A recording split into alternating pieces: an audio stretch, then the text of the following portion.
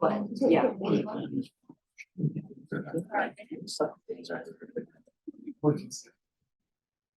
Okay, we'll go ahead and get started. I want to thank everybody for coming today, and thank you to our speakers for flying in. And I also want to thank the Walter Cronkite School of Journalism and Mass Communications for helping us host this event. My name is Samantha DeMoss. I'm the Executive Director of the Integrity Project. We're an apolitical 501c3 nonprofit based in Arizona. And our mission is to pursue research and education to address the prevalent use and spread of misinformation in the public sphere.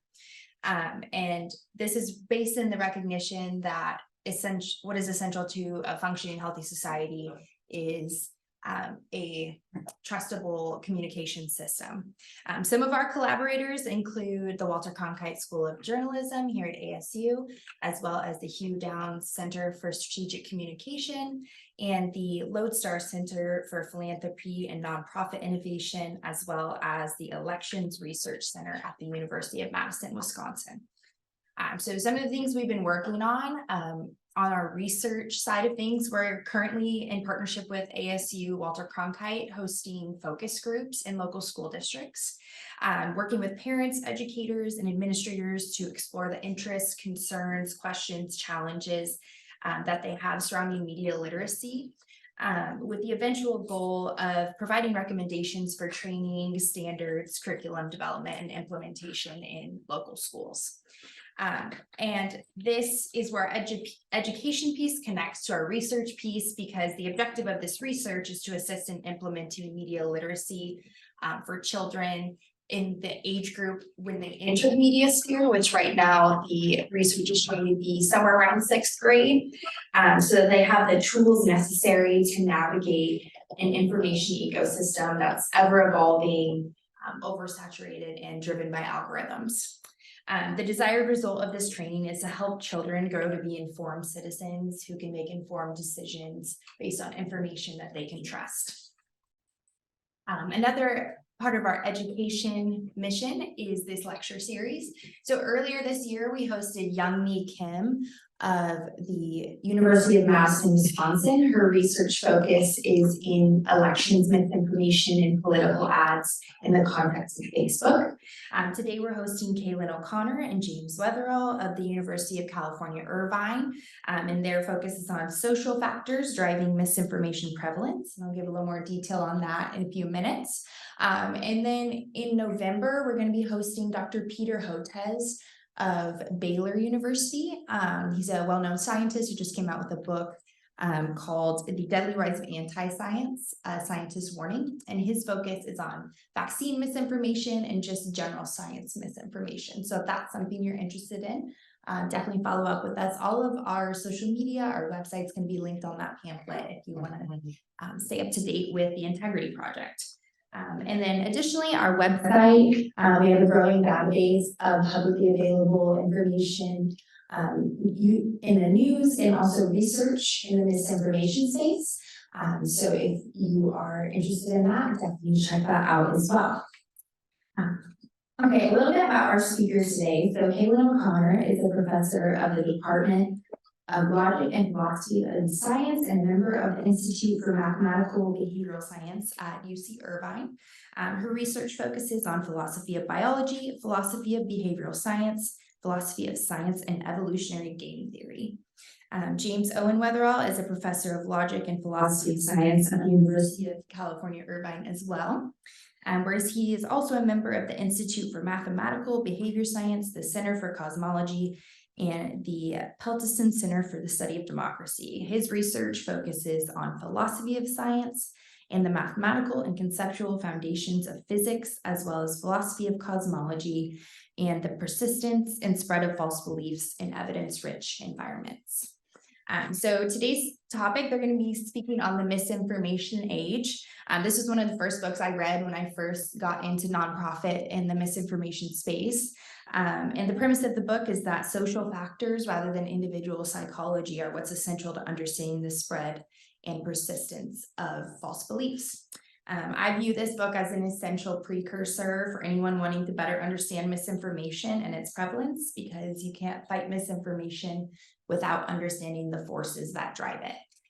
So without further ado, I will invite our speakers.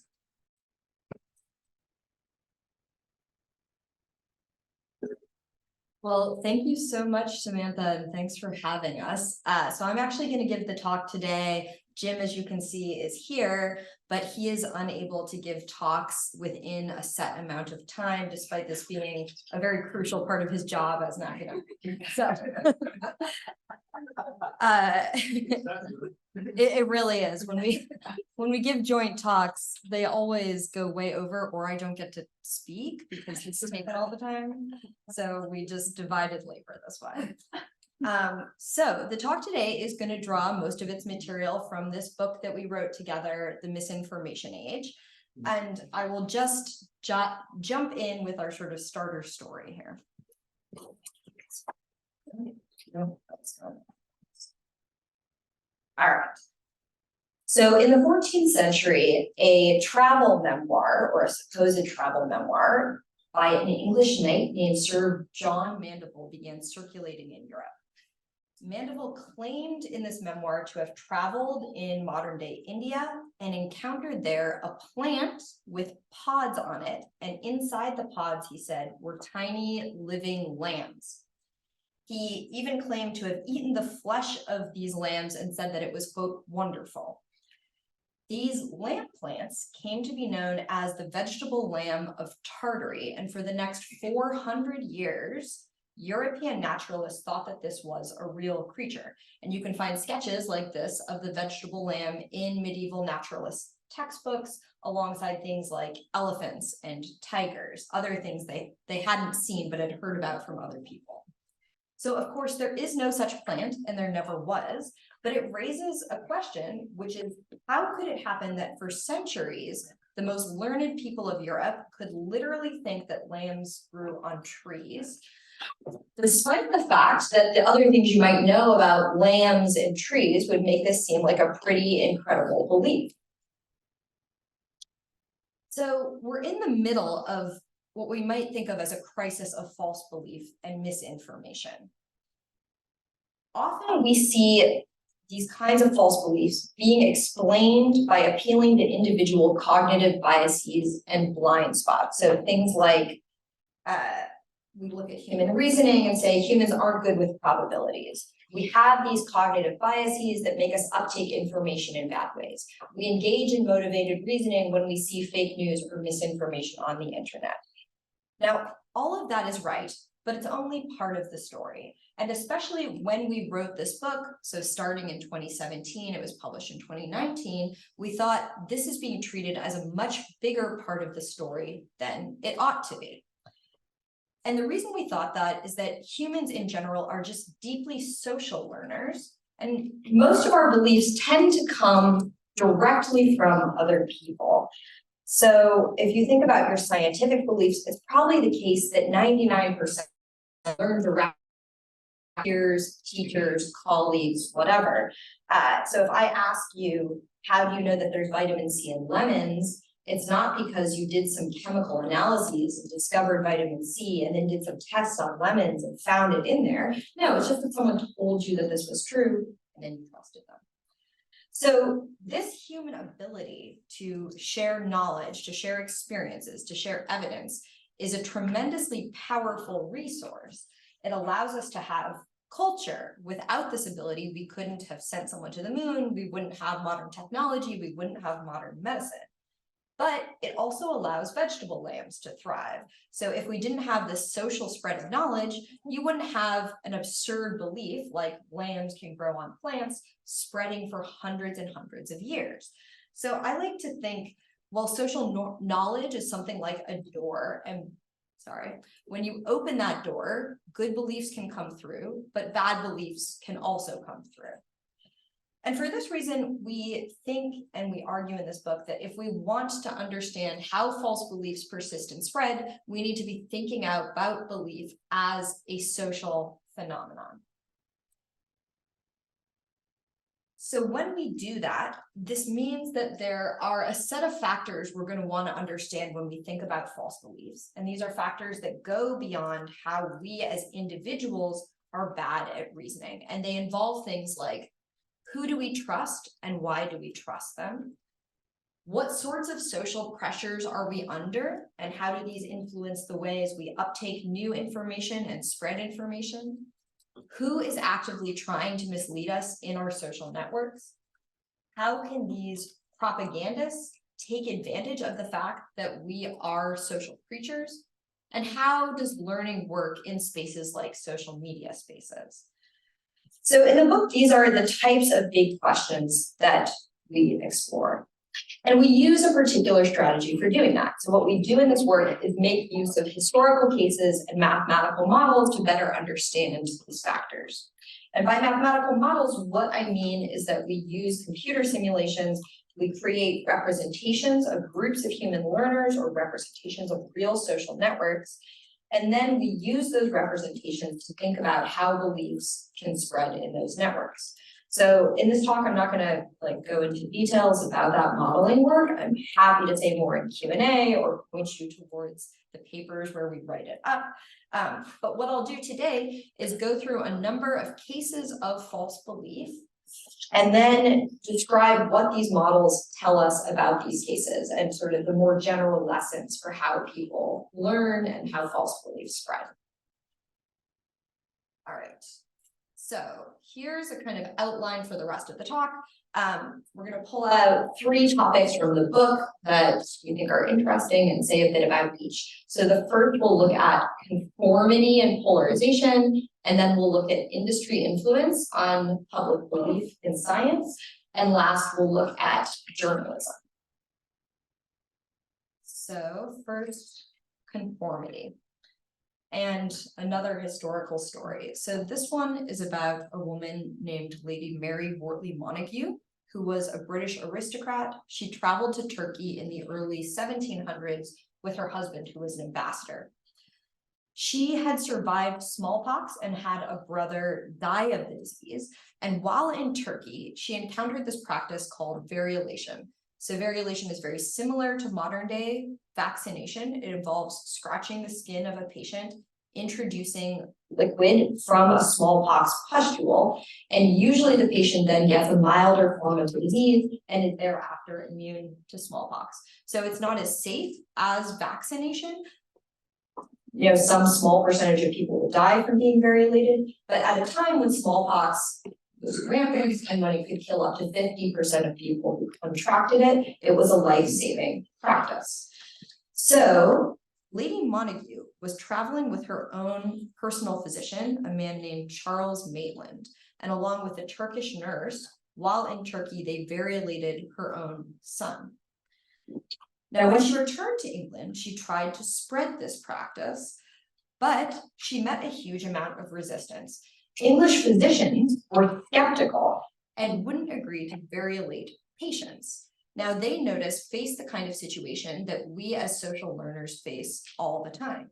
They're hearing a claim from someone and are fundamentally unsure whether this claim is true or false, that variolation is safe and prevents smallpox.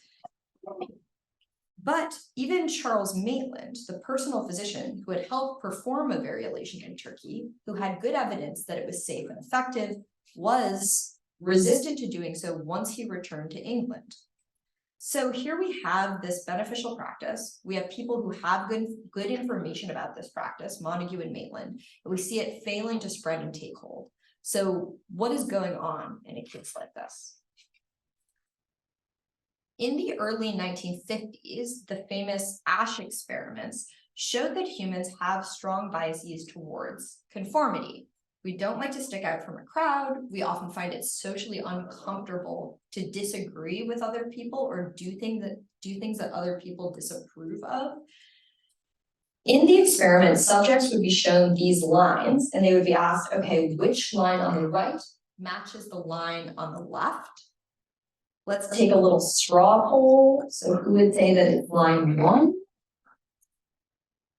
line 2, line 3, Okay, good, there's no trick, it is line 3, but the way the experiment would work is that there would be 7 confederates of the experimenter who would go first, and they would all say, I think it's line 1, I think it's line 1. And then when they got to the subject would have to choose, do they pick the line that they can see is the correct one, or do they pick the one that everyone else has already chosen? And in that version of the experiment, they found about a third of people would choose the one that everyone else said, even though they could clearly see that that was the wrong answer. And in subsequent studies, this result has been repeated many, many times. Now, we think that in the variolation case, something like this tendency was probably at play, that the physicians didn't want to stick out from the pack to disagree with their other trusted peers. Even Maitland, who knew that variolation worked and was safe, didn't want to practice it once he was under the eyes of other British physicians who were skeptical. So something we ask is, how does conformity influence the flow of information more generally?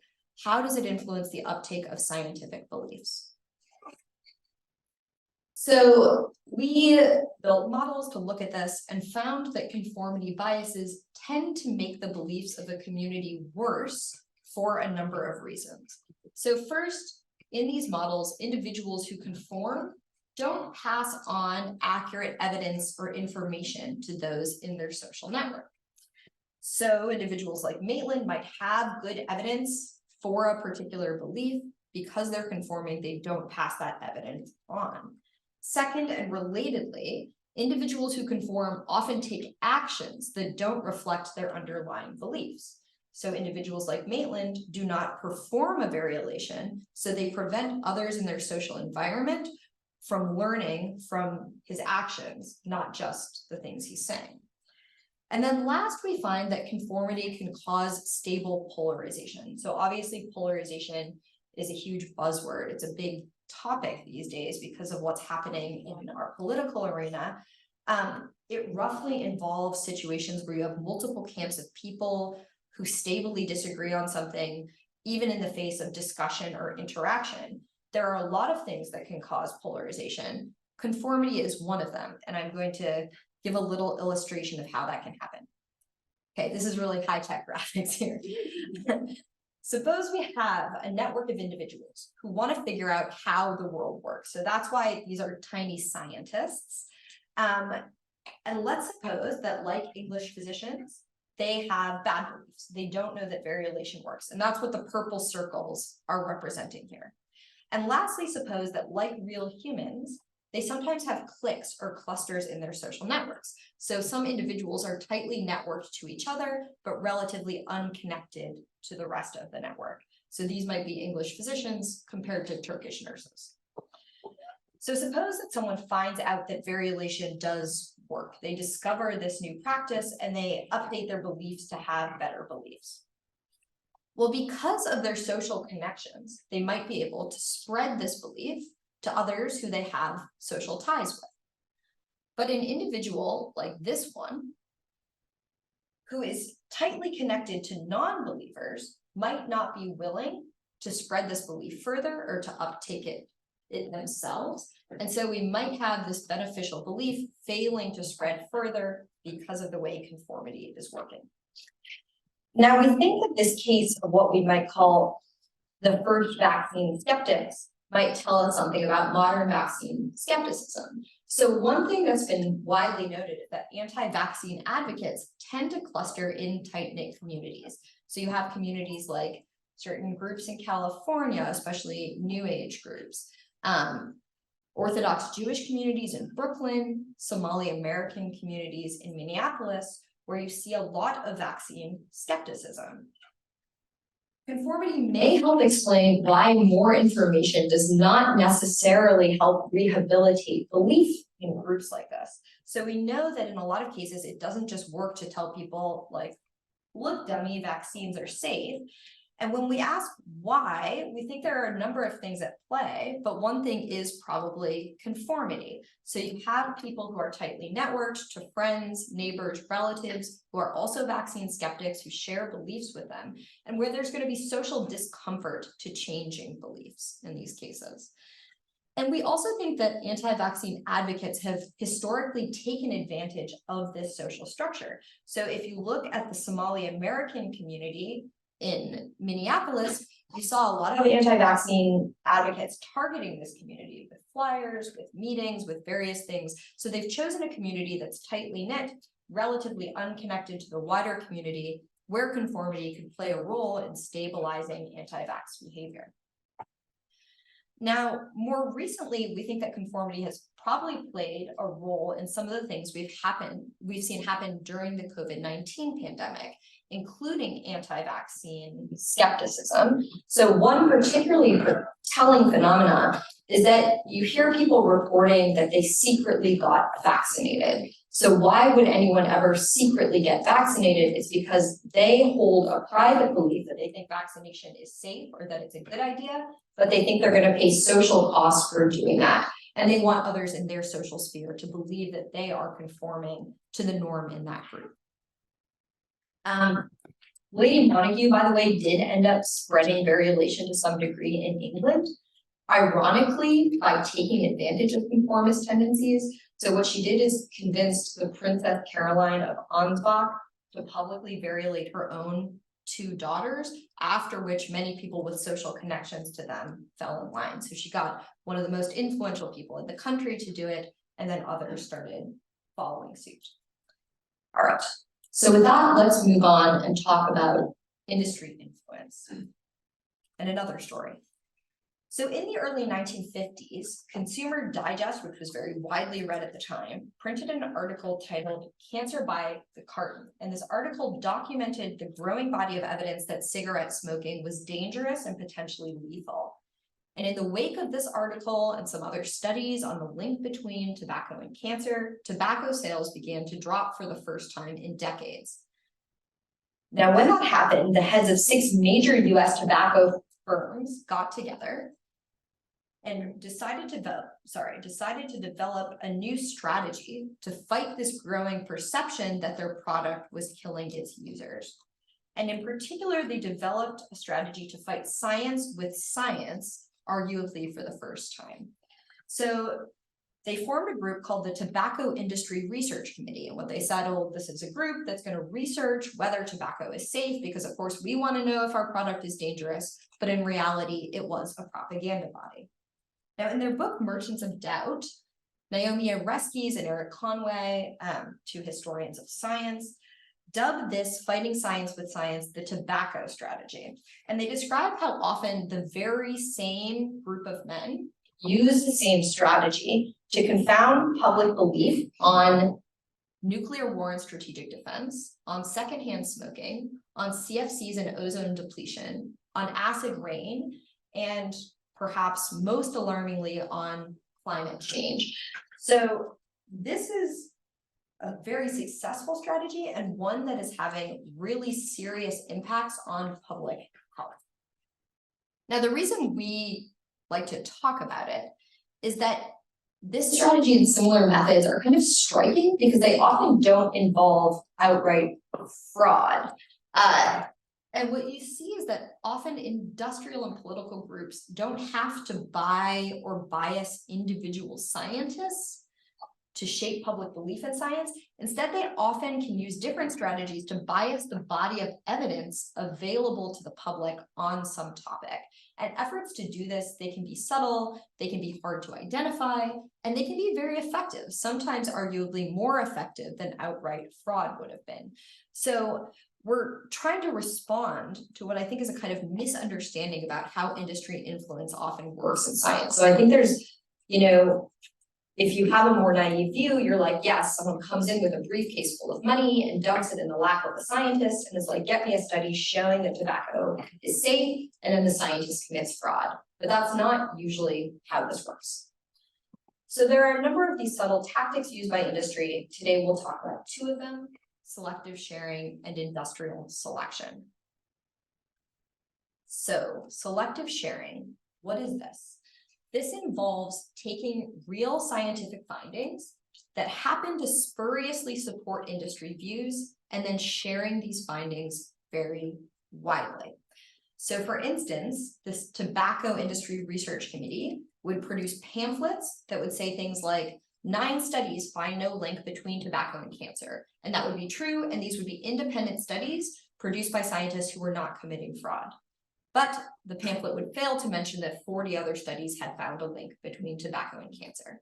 So what they're doing is taking advantage of the fact that scientific evidence is probabilistic. So not everyone who smokes is going to get cancer. Not everyone who gets cancer is a smoker. And that means that some studies will spuriously show that smoking is safe, and then they can widely share just these studies. So again, we built models to look at and think about this phenomenon. Here's another high quality graphic.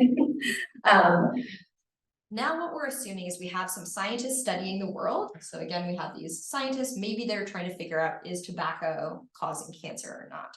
Then we have some members of the public or observers or policymakers who do not engage in science themselves, but are trying to learn from scientific evidence.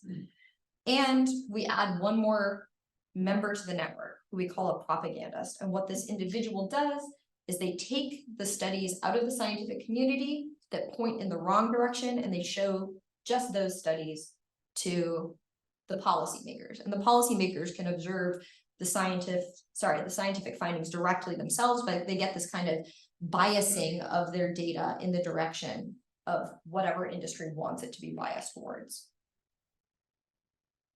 And what we find is that without a propagandist in our model, all the observers eventually come to believe what the scientists believe. And that's because without a propagandist, they're seeing these unbiased results. So sometimes those results are misleading, but the whole body of them eventually is going to show that cigarette smoking is dangerous.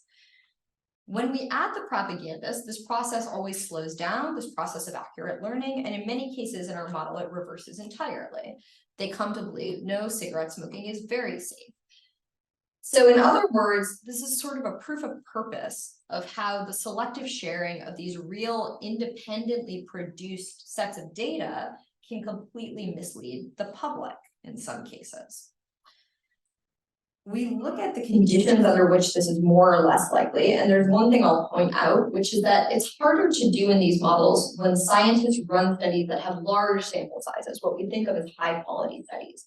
Because in these cases, there are going to be fewer findings pointing in the wrong direction, so fewer things for the propagandists to weaponize. So in these kind of cases where industry is trying to confuse the public, we can think of bad studies as like arrows in their quiver. Everyone can become more powerful than it ought to be, have a bigger impact on belief than it ought to. And so when scientists run more high quality studies, there are fewer things for propagandists to use in a bad way. So kind of an odd takeaway here is just because a scientific finding is real, meaning gathered by real scientists using ideal methods, not influenced by industry at all, that doesn't mean it isn't misinformation. The context of its use determines whether it is misinformation.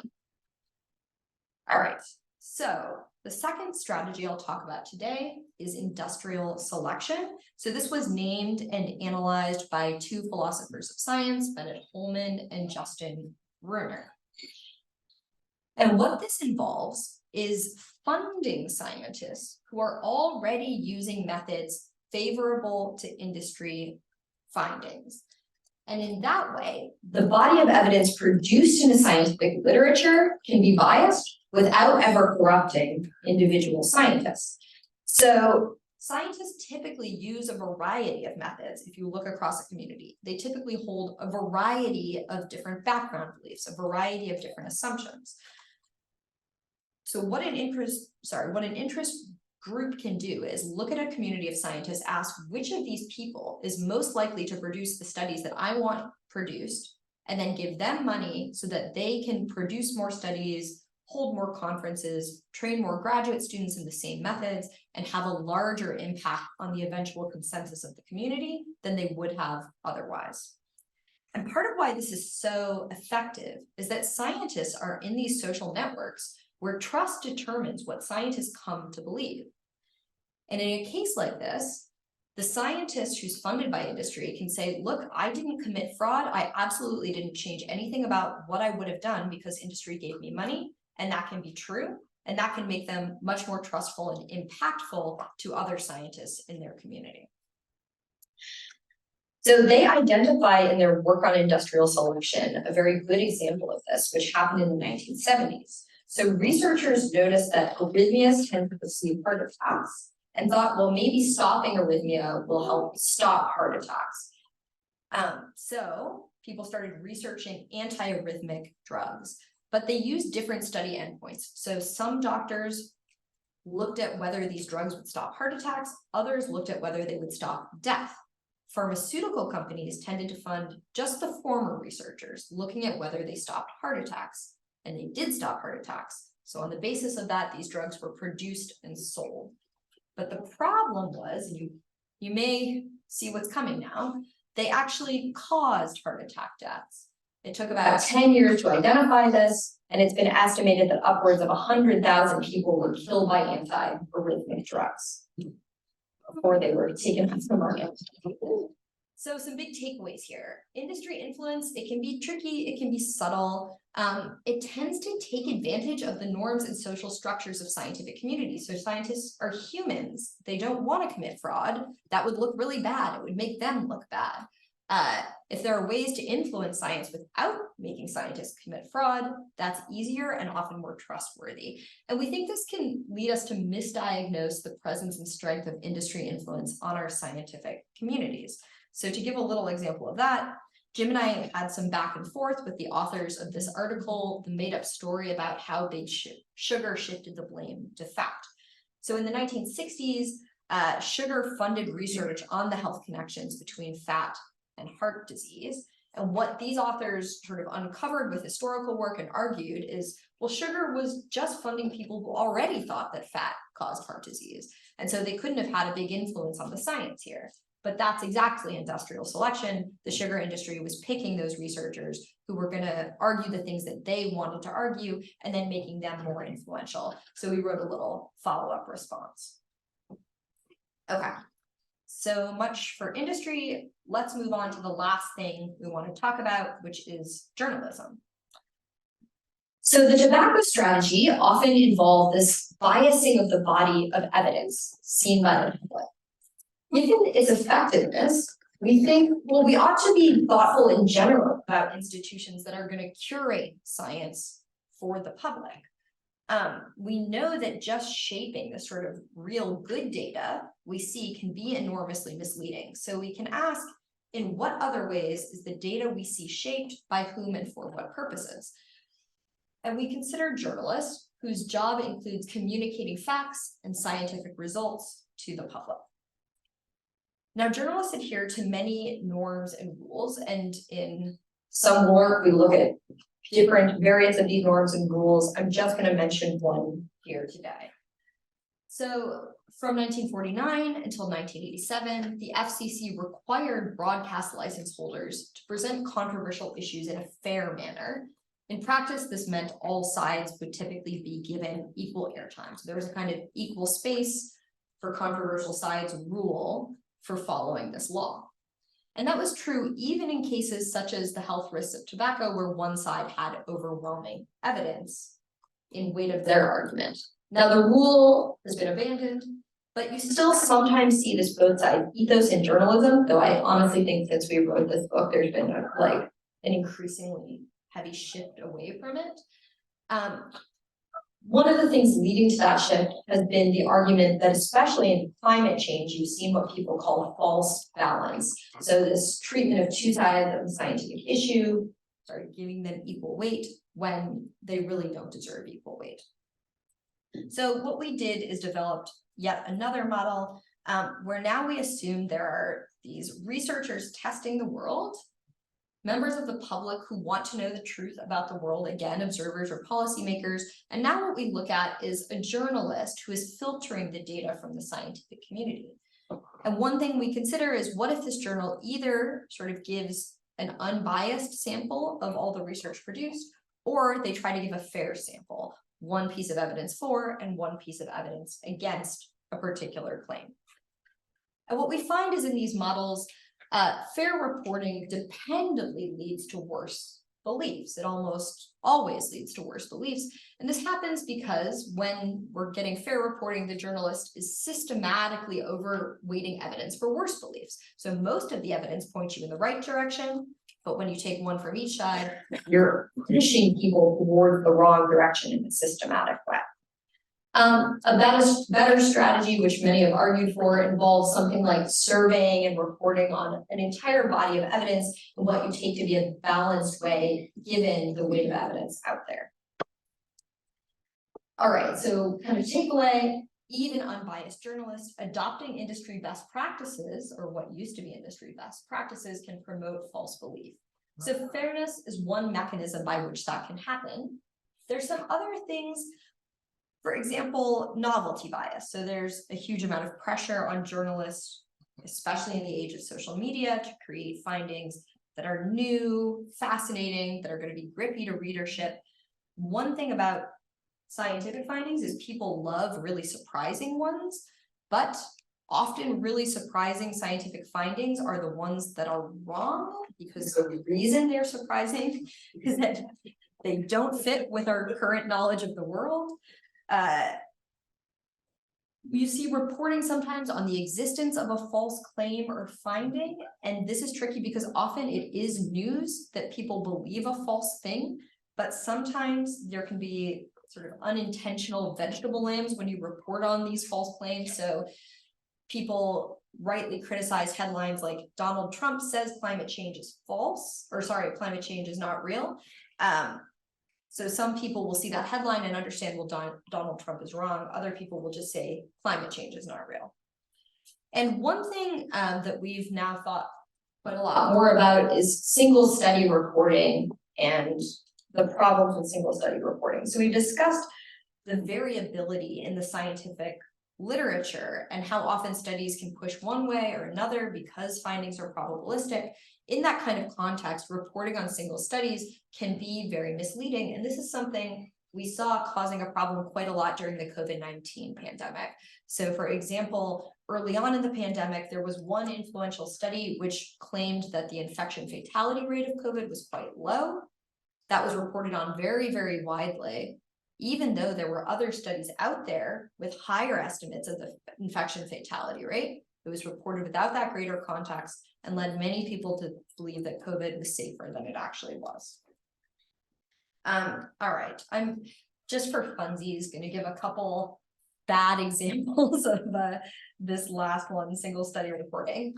Science says a glass of red wine can replace 1 hour exercising. Are you a red wine drinker?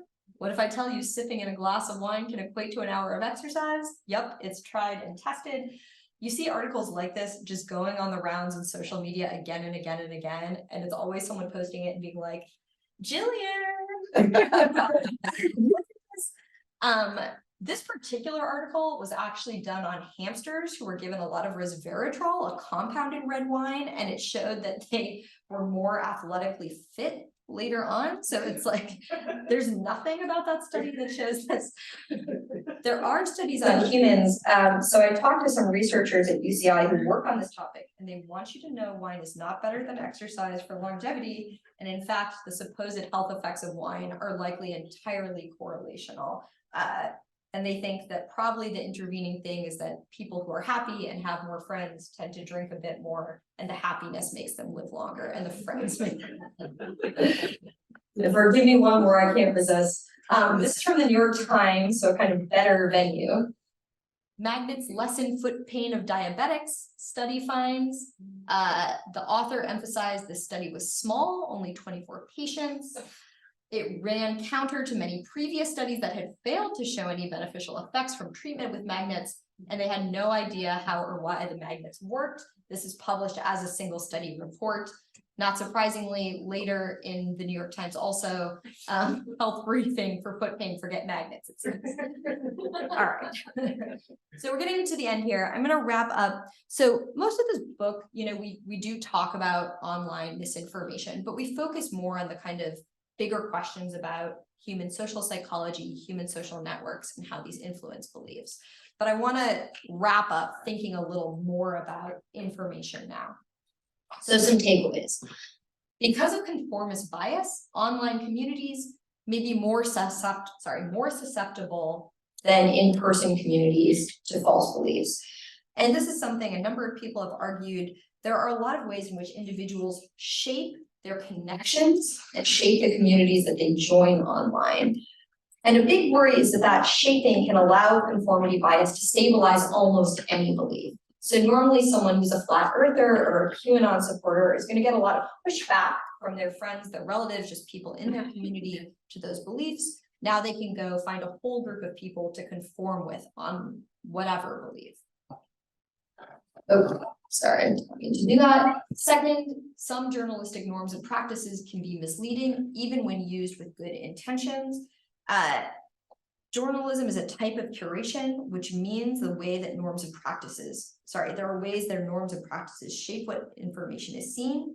And this is particularly important to think about in an age of social media, both where there are new pressures on journalists, so more pressure arguably for novelty, more pressure to work quickly, but also where there are algorithms who take what journalists create and then shape how that information is shared and to what degree, and in particular that pick up on things like novelty, surprise value, and emotional content.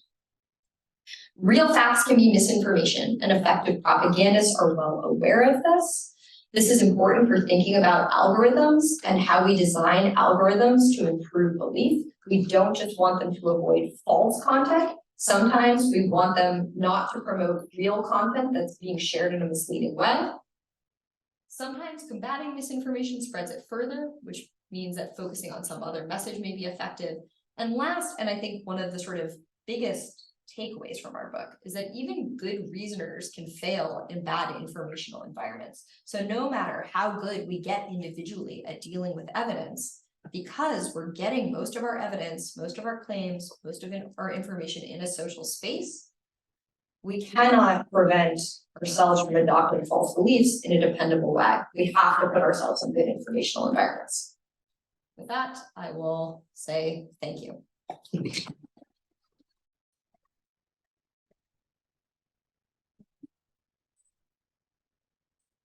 And we can take questions. Yes. You want to have a seat? For to stand? Yeah, I kind of prefer to stand. Feel free to grab down and help. Okay. Anybody have any questions? Over here.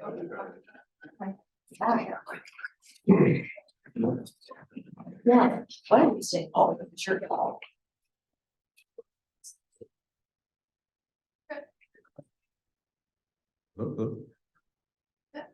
Okay, good, thank you. Hey, great presentation, I really enjoyed it. It seems to me that there's a bit of a paradox here, because on the one hand, we have these industrial propagandists and journalists who help them changing people's beliefs through, selective presentation of information. But on the other hand, we have these conformity processes in the individual networks that you talked about that resist information like that. Why don't those processes resist the efforts of the propagandists? Yeah, this is like a really big question, because obviously these processes are tremendously complicated. So I mean, there's a sort of interesting thing about humans where you see these various ways in which humans are resistant and sometimes in irrational ways to change. They're conforming with people, and then there are other sort of reasoning biases that resist change. But there's also this fascination by new information, the kind of information that would most change your beliefs. And people sometimes think, well, that's like adaptive, people ought to want information that's like very new and surprising. I mean, there are going to be cases where conformity bias stops people from updating on new beliefs from journalists. In a lot of the cases we're talking about, though, new and surprising findings are on topics that people didn't have strongly entrenched beliefs and don't know their neighbors' beliefs on. So these kind of conformity biases are going to be most powerful when people are aware of what other people think. And so they're going to be most powerful on topics that are like widely discussed and the kinds of things that are like real issues of debate and deliberation.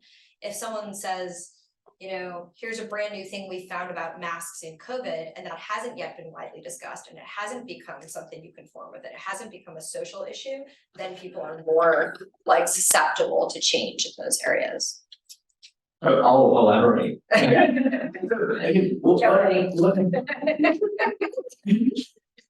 One of the things that is really hard to do with the kind of methodology that we're using is think about how these effects interact with one another, because these are going to be highly nonlinear and they're going to feedback on one another. One of the things that we argue in the book that Cailin didn't talk about is that really maybe the most important takeaway is that some of these phenomena that we see, like polarization, for instance, have many sufficient causes. But many sufficient causes that, if you think about interventions, would recommend kind of opposite sorts of policies, right? And so somehow you have polarization emerging from trust dynamics, from conformity, from propaganda, but these can be competing with one another in some cases. The things that you'd want to do to fix one might actually make another one worse. And so it's a kind of policymaking paradox. I mean, it's just a sort of observation about the world, though. Of course, it can be the case that sometimes we have these bad effects for this reason, sometimes we have the bad effects for this other reason, and both of them are out there in the world. I think that the thing that Cailin said about communities needing to be aware of each other's beliefs for conformity to really make a difference is also important. So in something like the Somali anti-vaccine community example, there was an active propaganda effort that went into a community that maybe had some predispositions in this direction, but was not committed to any particular ideology on vaccines.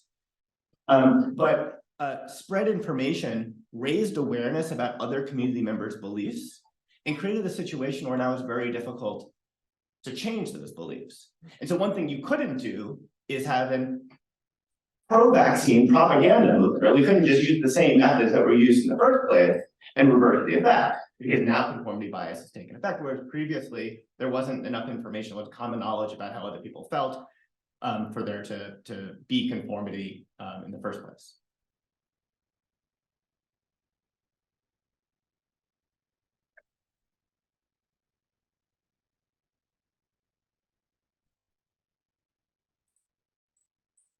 It's fascinating. I'm very curious.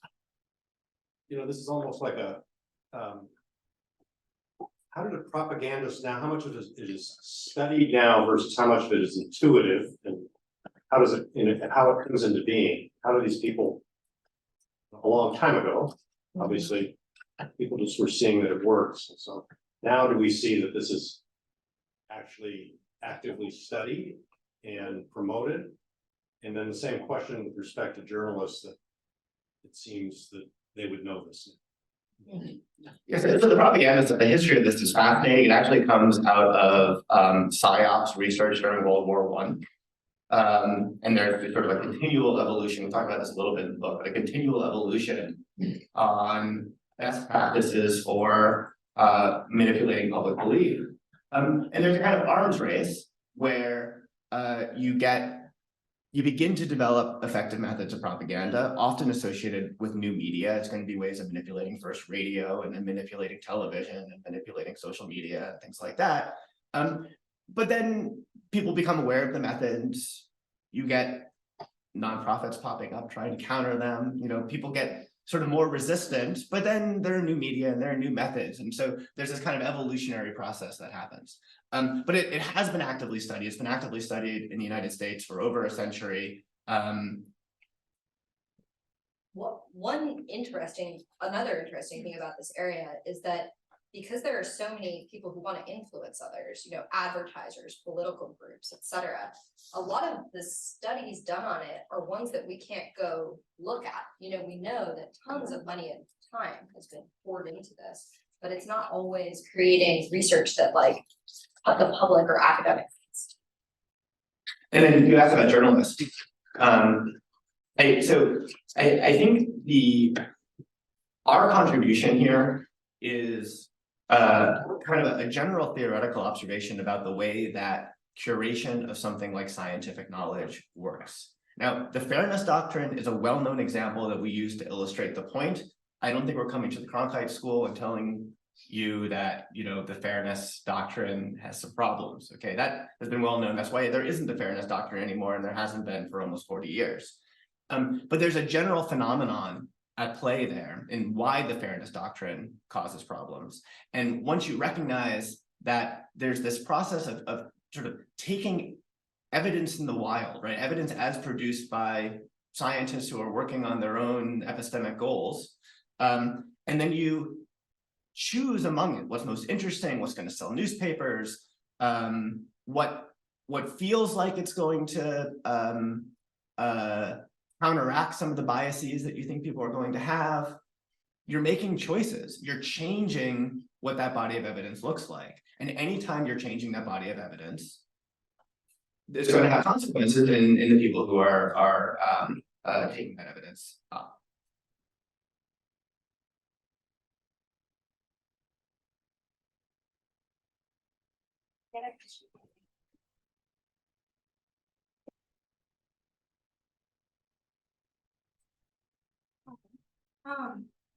How much attention should a piece of misinformation get before it's like addressed, and how do we measure that? I mean, yeah, that's a good question. Repeat the question. How much attention should a piece of misinformation get before it's addressed? Yeah, how would we measure that? So, I mean, we very quickly get into super thorny issues when you talk about misinformation and decisions about whether to repress it or not, right? So algorithms make all of these decisions in real time about what sorts of information gets shared, how widely, and to whom. Like some enormous ethical debates are happening now about how the best way is to do that. And like, we don't necessarily have the answers. We generally, though, are on the side of it's okay to repress misinformation. It's not an impingement on free speech, not to platform like wildly inaccurate and harmful claims. And are on the side of there are successful ways to do this, even though it's hard. Generally, the picture that like we've argued in the past would be a good one is something like social media platforms should be required by governments to have, you know, significant numbers of employees who are working on the misinformation problem at any time. And there should be governmental bodies like flexible regulatory bodies like the EPA or something that work with those platforms to help them comply with some kinds of government regulations about how we best create informational environments online. That's all like very high level and not in any particular case answering the question of like what misinformation you repress and when. Right, so I think about things just a little bit differently. I mean, so from my point of view, the biggest question is not so much so I guess there are two different kinds of contexts here. We're talking about social media. From my point of view, the question isn't so much when do you address misinformation as how do you put safeguards in place to prevent your algorithms from amplifying misinformation? Because the fact is, the same kinds of things that drive viral spread of information are also the things that drive engagement on social media platforms. And engagement is ultimately the business model for social media platforms. And so one of the things that we've seen particularly since 2016 has been a growing sophistication in people's ability to create content that will go viral intentionally and spread messages by exploiting features of social media algorithms. Now, you also see processes of the social media platforms wanting to preserve their own reputation, at least in some cases, to some extent, trying to tamp that down or adding community notes or adding context or removing some content. But the key thing is how do you distinguish between content that's going viral for the wrong reasons and content that's going viral because of, you know, sincere interest in authentically generated content, and that's also not, as it happens, extremely dangerous. Now, I mean, so how do you do that? I mean, it turns out to be a quite challenging technological problem. There's another question though, which is like, should reputable news sources do fact checking, and like, how big a story does something need to be before you start, I mean, I feel like there are examples like QAnon, Pizzagate, where you had these sort of online communities that went mainstream because mainstream news sources decided to fact check them. And so people who would never have known how to find 4chan or even Reddit for that matter, became aware of these movements through reporting on them from organizations with much larger platforms. And I mean, I think that that's like, I don't think that there's a threshold, like how many people need to be aware of something before you start trying to fact check it. I think that the key thing is to recognize when you, by fact checking, are breaking something out of a bubble and making it more mainstream.